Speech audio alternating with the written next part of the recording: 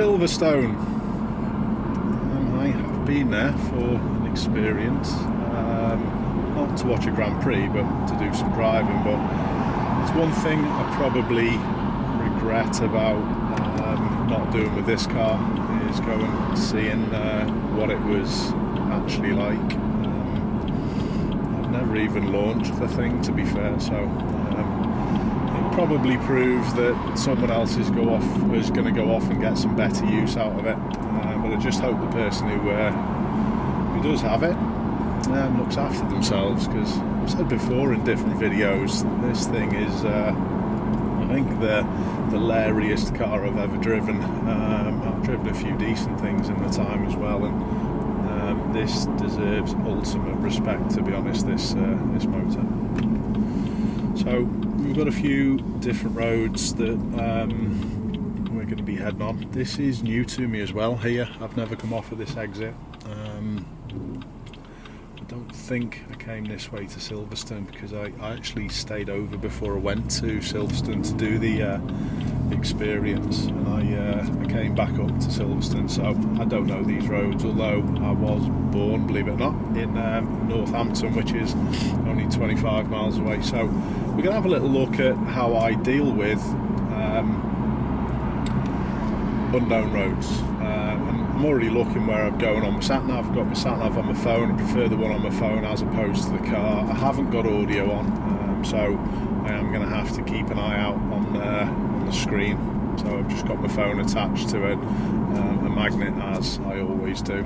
It's been set up since I was leaving as well, so I haven't touched it, although I did stop off just before and just move it to horizontal. So let's have a little look. So we do have a faster speed limit. I am going to get going and make a little bit of progress, but the lorries just beat me to it.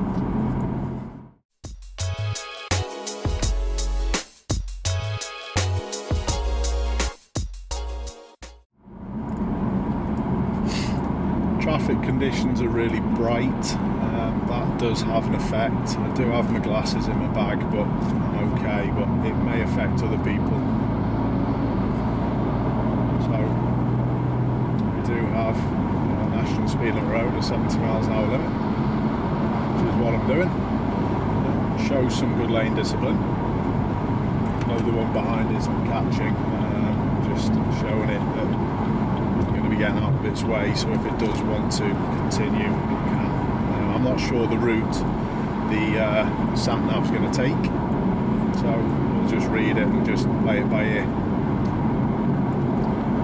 I've still got the exhaust and noise in efficiency settings. I did alright, to be fair, on the drive on the way down. I'm just going to back off a little second, let this one pass, and while I do that, I'm just going to try and find out the miles per gallon that I've done on this motorway journey. There we go, 34.6 I've done. So even though we've got a 450 horsepower vehicle, they still can be driven economically. Got a roundabout coming up. I am turning right at the roundabout by my sat-nav screen, so there's no one around. I'm going to take that opportunity. It's pretty obvious we're following the signs for Milton Keynes and Buckingham. Buckingham was where I actually stayed when I went to Silverstone a while back, so I know that's not that far from where I've got to go. So a right signal for a right turn at roundabout. It's quite nice and open. Traffic's light. Looks as though I'm going to flow after the van. Just keep an eye on the one to the left, make sure they don't cut, and I'll just adjust my speed accordingly. Making sure the lorries and black Mercedes are going to stay, blue Mercedes are going to stay put. No, the lorry was a little bit eager, so that's why I just watched him. He should have adjusted his speed much more. But I was always ready to give it a little squirt and get it out of there. This road looks more what I want, if I was honest. I want to have a little talk about a couple of things regarding handling and positioning for bends. especially when you're driving a car with a little bit more poke to it. So national speed limit, we've got a 60 limit. The road's quite wide. It's pretty good road surface. It's not particularly bumpy, although this car is pretty firm, even though it's not in its hardest settings. So we'll see what we're doing for now. I'm not going to change any of the settings. I may, a little bit further up, go to using the paddles. What I want people to think, just for the first little bit, is the bends. Remember, if you're having to brake on a bend, you are too fast coming into it. I know you can, if you're on a track, you can trail brake into things here, but we're not talking about that. We're talking about road use. If you're having to brake on a bend, you're too fast coming into it, and you're not really balancing the car, and especially a rear-wheel drive vehicle like this, it's important that you keep balanced. Even the use of your throttle as you go around a corner should be lovely and smooth and not changing loads, because this car, if you do give it too much, it's going to shift a load of weight to a different portion of the car, and that can unbalance. We can see at this time of year there's a little bit of the residue of the mud on roads in certain sections. I know that can happen at any time of year, but we're always looking for imperfections. All these little bits of road that are sending me up and down and bouncing around, they can unbalance your car. So it's really important that you've got to be as smooth as you can coming into and around corners. So as I try and speak about corners, there's a big, massive, long straight for ages. But anyway, I'm sure we will get to something. Nothing with a junction. Markings on the road are key. Markings do cost a lot of money to put down, and whether you put more markings on like we've just had, that means there's more danger, more paint, more danger. It's a simple one, to be honest. Warning of horses, so I'm just toning it down a little bit. It's not going to delay my progress. There's going to be a section, I'm sure, up the road where I'll be able to go. The lorry's going to be overtaking the cyclist, so I've just created as much room as I can. That wasn't the best overtake, that was a forced one as well. At least he did give the cyclist room, but notice the actual effect that it had on me. And good job I was switched onto it before I even saw the lorry. So don't force yourself past the bicycles and the cyclists. Make sure you do it at the correct time. It's all down to planning, even in a big vehicle like that. That wasn't the best. Okay, so we've got the mud on the road as well. I know we've just gone past a few little site entrances, so I'm just aware of that. So I'm slow enough for the corner already. I can see my limit point. I'm not catching it up, and I'm just balancing the car. So I'm just trying to keep my use of my throttle steady. I'm doing 57 miles an hour, so I don't need actually much to go round, but that's key to even the roads a little bit further up. Looks as though we're approaching a roundabout. Yes, we are. And my sat nav saying we're going ahead second junction, so again it's following the signs from Milton Keynes. Let me know if you're watching this and you know this road. Seems pretty quiet today. We've got a Wednesday afternoon and it's about 1:30, so it's not too bad. I'm doing all my braking and I'm slowing down well before. I'm looking for the vehicle early that I can flow on after. It looks as though it's already gone past. No one's next to me, so I'm going to take my shortest route and I'm going to put a left signal on early to help the lorry. And let's give it a little squirt out to 70 limit for the dual carriageway. Still no one's around. Yeah, is it quiet for this particular stretch of road? Let me know. I'm sure one or two of my viewers will recognise the road and be able to let me know. Dual carriageway. Pedestrians crossing, it's warning me of now. Got a skate route, could stop comfortably, no big deal. Why would there be pedestrians crossing this road? So this area to the right where the speed camera is. That's a sneaky place for one, just underneath the sign. Ah no, it's pretty visible. So, am I going to be flashing my lights to warn people that there's a speed camera? No. Although it would slow people down, people's attitude for me needs to change themselves. Will it help if they just get warned of that particular one? Well, it might help on this particular section, but for me, if people were doing 80 on this stretch with it being like this, I'm not saying it's right, but it's not as dangerous as doing 35 past the school. Roundabout, we're going to go ahead again, Buckingham, Milton Keynes. Obviously got the warnings with the yellow rumble strips, so I'm doing all my slowing before.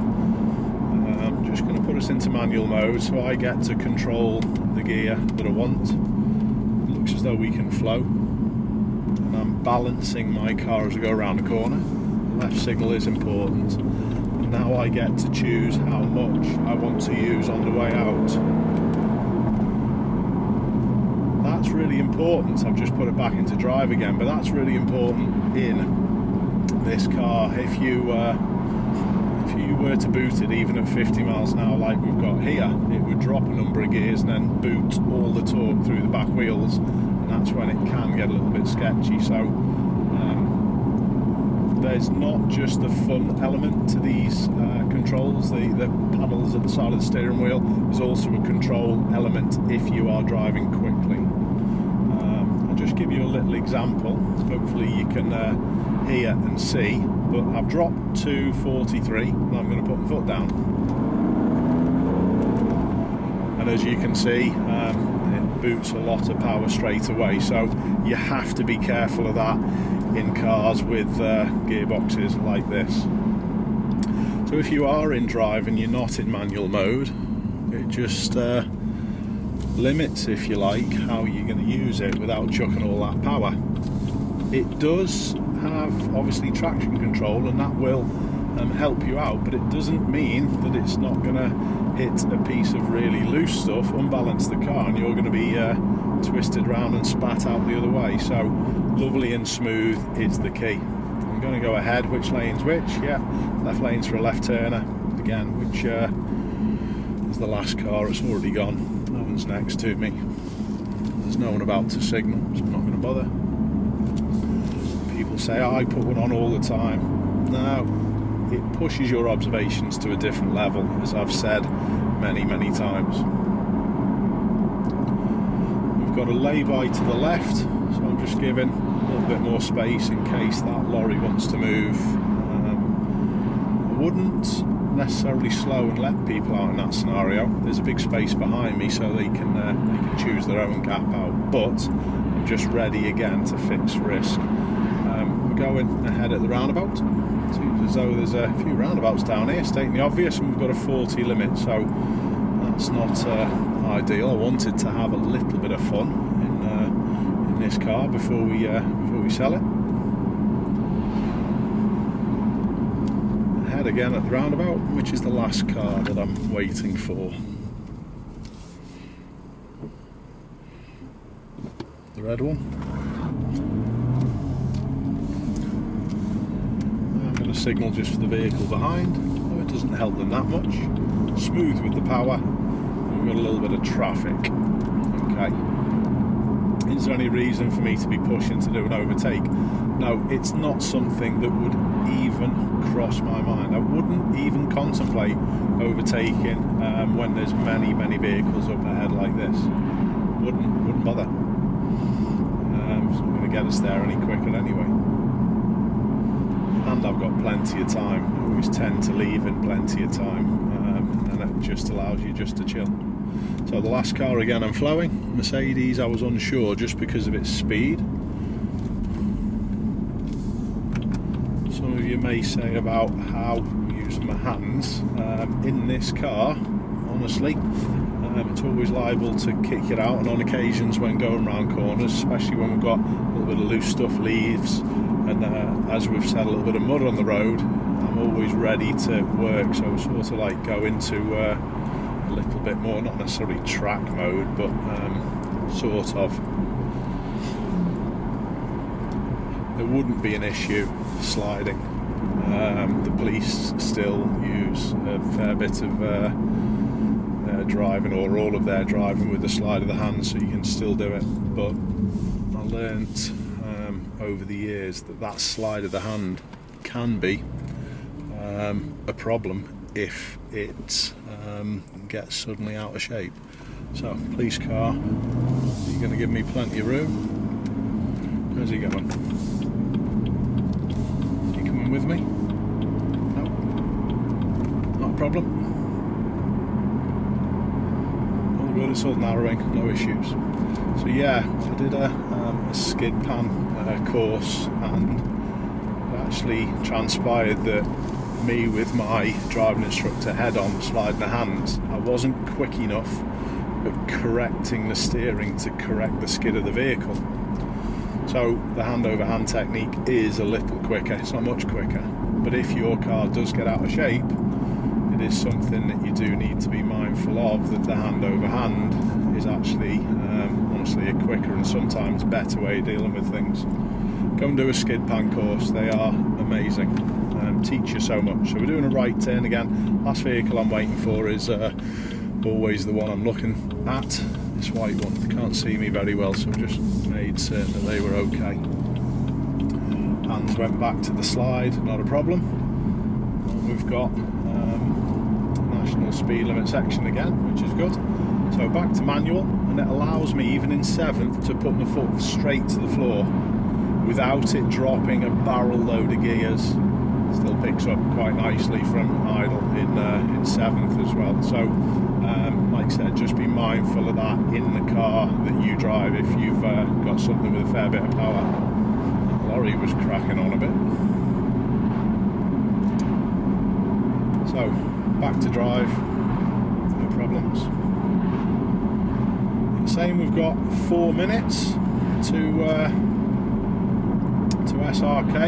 I sort of remember this road. I think I actually took this car for a test drive down this way when I went to go and buy it 3 years ago. Yeah, and I've had it for over 3 years. It's been an amazing purchase. It's not lost loads of money. I know the used values are strong at the minute, but it's been, honestly, I think a normal Ford Focus would have lost more money than this thing over 3 years. Well, not probably, most definitely. So are performance cars expensive to run? They can be. You do get big bills with them. I've had nothing major with this. It's been strong. I've just put 4 new tyres on it recently as well, so whoever gets this car's got some good Michelin rubber on it. I've added a couple of things to it. I've changed a couple of the pieces of carbon on the interior. Insurance wise, it's not that expensive for me, £600 odd for the year for me and my missus, and that's living where we live as well, in Liverpool, which isn't the cheapest place to insure cars. So all in all, it's been a cracking little car. It's been really reliable, we've not had a thing wrong. Servicing has been reasonable because it came with a service pack. We've had a couple of brake fluid changes. It's had nothing else either. It's been really, really solid and dependable. Like I said in the earlier video, I said that I'd probably never sell it. I just wish I had a little bit more space to keep it, because I may very well have been tempted to keep it as well as the electric one we're getting. In fact, let's turn it up to Sport Plus, see whether we can hear some sounds. We are turning right here.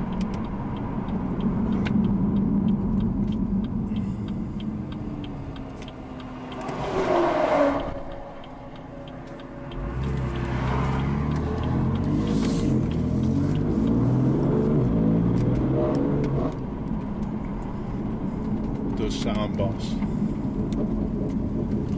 Be careful round here. Just a minute, I think they've done the road though.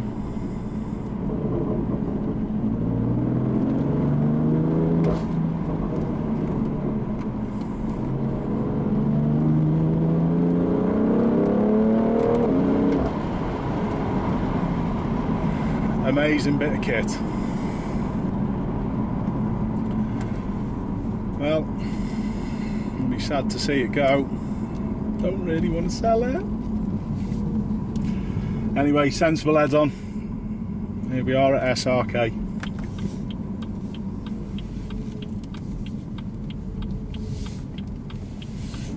Oh, that sun's bright. Check the guys out as well. Scott and Chris, the service that they've provided to me over the years has been amazing. Honestly, they sell some expensive stuff, but the way they go about selling it is fabulous. So do check them out. This car's probably going to be gone by the time we actually put this video out.